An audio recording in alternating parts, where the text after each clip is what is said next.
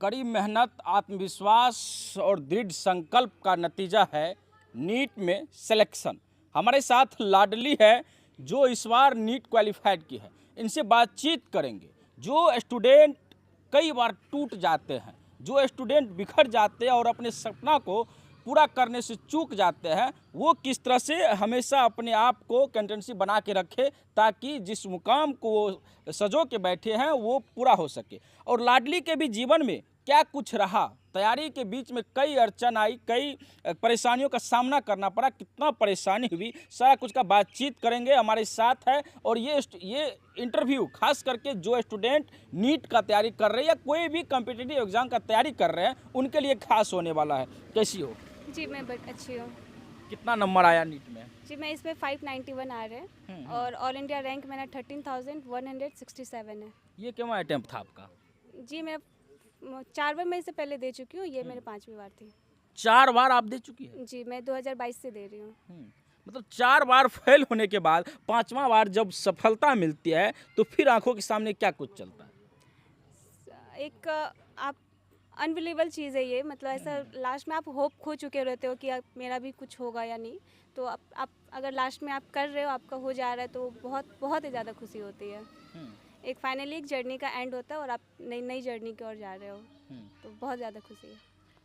Doctor बनना कब से मन में आया कि हमें डॉक्टर बनना है? ये आपका खुद का जो है प्रेरणा था या माता पिता का आदेश था कि बाबू तुमको डॉक्टर बनना है? नहीं, वो मेरे खुद का था। मुझे बचपन से ही मुझे था कि मुझे डॉक्टर बनना है और मेरे मम्मी पापा इसने मेरा बहुत सपोर्ट किया है और उनको वो है कि आप तुमको जो बनना है वो तुम बनो, तुमको जिस चीज़ का प्रिपरेशन करना है वो तुम करो, हम तुम्हारे सपोर्ट में हमेशा रहेंगे।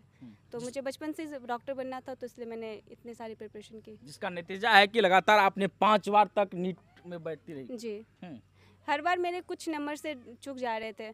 तो 2022 में, 2023 में एंड 2024 में जब फाइनली 600 क्रॉस हुए मेरे मार्क्स, मैं 609 आ रहे थे।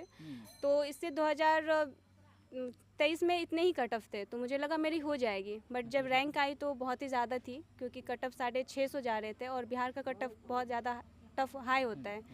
एंड फिर 2025 में भी मेरे कुछ 2 क्वेश्चन की वजह से रुक चुके थे। तो फिर उसमें मेरे 515 मार्क्स थे और कट ऑफ मेरे 525 गई थी।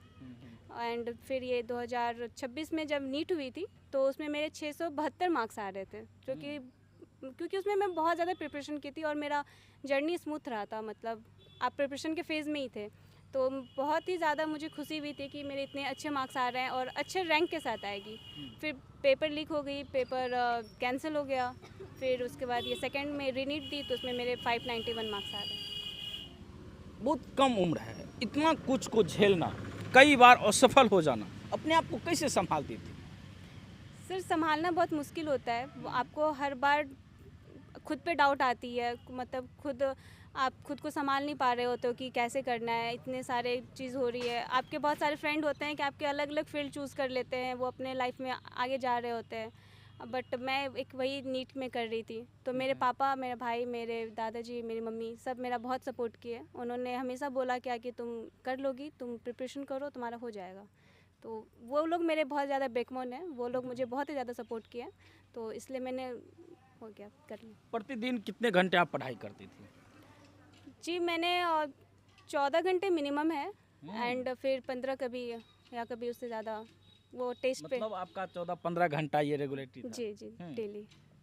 लाडली कैसी स्टूडेंट अपने क्लास में, अपने सहपाठी में कैसे स्टूडेंट है? जी मेरे अभी स्कूल तक में मैं टॉप करती थी। मेरे टॉप 3 में ऐसे मार्क्स रहते थे एंड मेरे 10th में भी 92% थे और सीबीएसई बोर्ड से। और 12th में मैंने बिहार बोर्ड से दिया था, उसमें 82% मार्क्स थे। एंड देन उसके बाद मैंने जहाँ भी टेस्ट वेस्ट देती थी, यहाँ पे भी तो कभी अच्छे मार्क्स आते थे, कभी थोड़े कम आते थे। तो ऐसा ही। नीट का प्रिपरेशन आप किसी कोचिंग संस्थान में एडमिशन लेके दिया फिर सेल्फ स्टडी से? मैंने इससे पहले जितना किया था वो सेल्फ स्टडी किया था और इसी साल यहाँ पे मधेपुरा में आकाश इंस्टीट्यूट खुला है जी, तो मैंने वहाँ पे इनरोल किया इस साल, तो फिर मैंने वहाँ से पढ़ाई की। कह सकते हैं कि आकाश इंस्टीट्यूट को मधेपुरा में आना लाडली के लिए बहुत ज़्यादा फायदेमंद रहा? जी कह सकते हैं। वहाँ पे टाइम टू टाइम हमारी टेस्ट होती थी और वहाँ पे टीचर्स के गाइडेंस भी रहते थे कि आपको क्या नहीं करना है या क्या करना है। तो आप मैं श्रेय देना चाहूँगी, उसने उसका हेल्प था। घर के लोग क्या कह रहे हैं, टोल पड़ोस आसपास के लोग क्या कह रहे हैं लाडली से? जी, सब बहुत खुश है, सब बहुत तारीफ़ कर रहे हैं, सब बधाइयाँ दे रहे हैं कि गांव की बेटी डॉक्टर बनी है, तो सब बहुत खुश है। माता पिता का और अपने टीचर्स का कितना योगदान रहा आपके जीवन में? जी, सारे का बहुत ही ज़्यादा योगदान रहा है। मेरे मम्मी पापा ने हमेशा मेरा सपोर्ट किया है, मुझे हमेशा बचपन से ही पढ़ाया है। उन्होंने कभी भी ऐसे नहीं कि तुम नहीं पढ़ोगी इस टाइप से कुछ भी, वो उसने हमेशा मुझे पढ़ाया है। और टीचर्स ने भी हमेशा गाइडेंस दी है। उन्होंने हमेशा जहाँ पे भी मुझे अपने लाइफ में डिफ़िकल्टीज़ आई या कुछ भी, तो मेरे मम्मी पापा टीचर्स सारे सपोर्ट में थे, सारे ने मुझे मोटिवेट किया है, सब ने मुझे बहुत हेल्प किया है। डॉक्टर बनने का सपना जो है आपका कैसे आया कि डॉक्टर बनना है, समाज का सेवा करना है? क्योंकि जब लोगों के घर में दुख आती है तो हमेशा वो डॉक्टर को याद करते हैं, कोई बीमार पड़ते हैं तो डॉक्टर को याद करते हैं, तो कहाँ से ये प्रेरणा? जी, मेरे पापा भी थोड़े बीमार है, वो उनको कोरोना टाइम में कोरोना हो चुकी थी, और इतने सारे देश में कोरोना के टाइम में भी इतना कुछ हो रहा था, तो इसीलिए मुझे था कि डॉक्टर बनना है। और डॉक्टर बनने का मुझे बचपन से भी थोड़ा वो था, थोड़ा मेरा कि हाँ डॉक्टर बनना है, कोई अगर पूछे क्या तुमको करना है तो डॉक्टर बनना है। एंड फिर उसके बाद जब इतना कुछ हुआ तो फिर मेरे और मन में आ गई कि नहीं, मुझे डॉक्टर ही बनना है अब तो इसीलिए।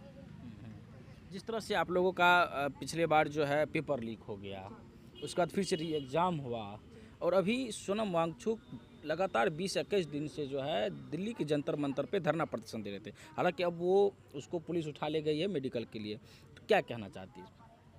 जी, सरकार से भी कोई गिला शिकवा, कोई मांग? जी, सरकार से तो बहुत डिसअपॉइंटमेंट है कि हम बच्चे इतने मेहनत करके इतनी से पढ़ाई करते हैं, बहुत सारे सोर्स नहीं भी होते हैं हमारे पास, फिर भी हम दिन रात करके पढ़ाई करते हैं, फिर लास्ट में हमें पता चलती है कि पेपर लीक हो चुकी है और सरकार का उसमें कोई भी स्टैंड नहीं है। सरकार ने हमारे सपोर्ट में कुछ नहीं कहा है कि आप कोई आश्वासन भी नहीं मिला है हमें कि अगले बार से ऐसा नहीं होगा या कुछ भी।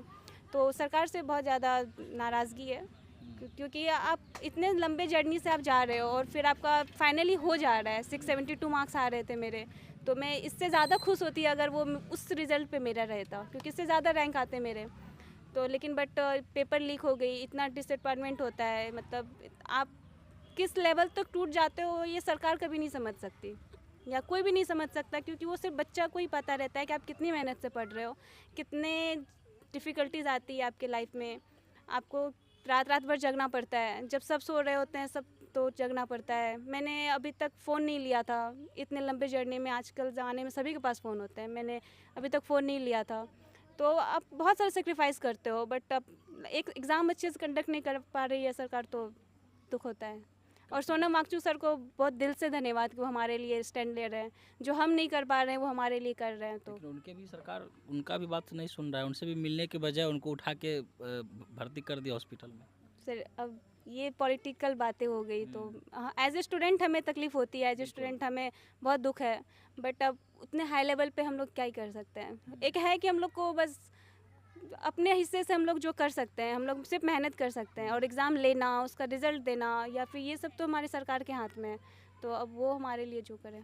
क्योंकि नीट का तैयारी करने वाले स्टूडेंट 19 से 20 साल 21 साल की उम्र के होते हैं, वो युवा अवस्था में होते हैं, उनको कोई पॉलिटिक्स से कोई मतलब नहीं होता है। उन्हें सरकार पे भरोसा रहता है, विश्वास रहता है कि हमने जो तैयारी कर रहे हैं, हम जो ये कड़ी मेहनत कर रहे हैं, रात रात भर जग रहे हैं, इनका जो है परिणाम अच्छा होगा। लेकिन चंद पैसों के लिए पेपर लीक हो जा रहा है, कई स्टूडेंट का जो है मौत हो जाती है, कई स्टूडेंट अपने आप को ख़त्म कर लेते हैं, टूट जाते हैं, परिवार का जो है चिराग बुझ जाता है। तो सरकार को इस बात पे ध्यान देनी चाहिए।